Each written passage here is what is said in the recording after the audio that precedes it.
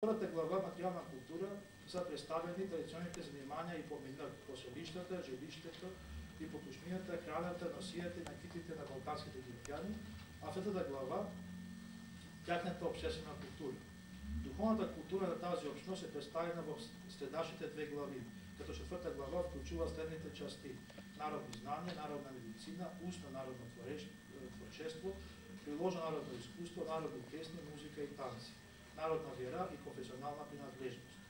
Народните обичаи на балканските египтјани се одделени во отделна пета глава поради обемноста на материјалите в којато се представени обичаите од жесненија и од календарните цикли, трудовите, правните и другите традиционни обичаи.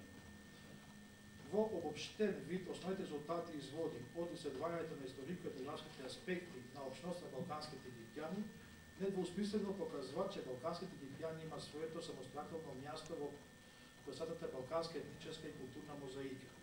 Разбира се, тяхното изследвање нема да заврши с този дисертационен труд. По-скоро се надеваме, че тој ще провокира нови проучања за техниот производ, историја, идентичност и етнокултура, тоест чрез него да поставим основите върху които ќе се награждат тези водещи изследвања.